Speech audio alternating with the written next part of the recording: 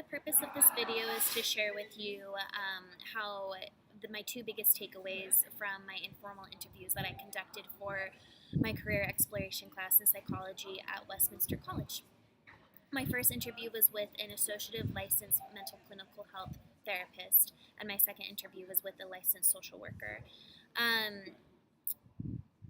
So Allison is a clinical mental health therapist, and she works for a private practice as well as the Utah Starlight program, which is a foster care program. So she's constantly on call. She aids the children in whatever way that they need, mentally and emotionally, and then she's also there in times of crisis or emergency of any type, and provides aid and assistance to the foster parents within the home. Jason Dalton is a licensed social worker at Crossroads Boys Academy, which is an academy for at-risk troubled youth who have been court-ordered to be there from other programs. And Jason works with about 7 students at a time every single day, gets them out in the community to get some real-world experience on, just how to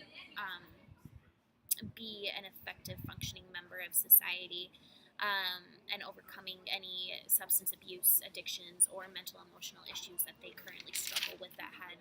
brought them to the program in the first place. Jason is also a clinical director, so he's responsible for the other therapists in the program.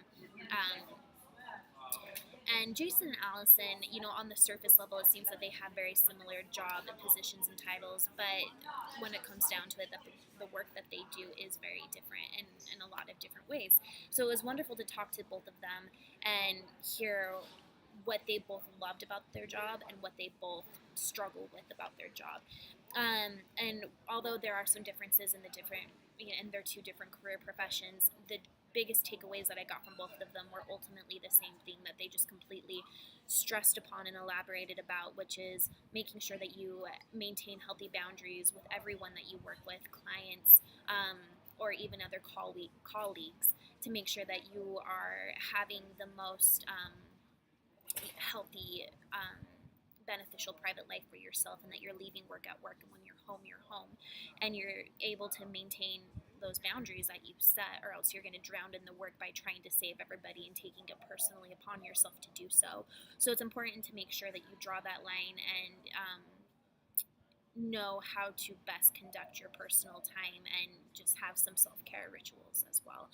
The other biggest takeaway I would say is they both stressed about volunteering as much as possible while you're in school, in the career field, in different types of work, rather than what you're ultimately trying to pursue, just to help give you the best well-rounded view and perspective on what you're doing and why you're doing it and what you really want. So it was really wonderful and beneficial to speak with both Jason and Allison, and I was grateful for the opportunity to really hear the established differences between a day-to-day life for a social worker and a day-to-day life for a clinical therapist. It was very beneficial for me and what I'm trying to do in my school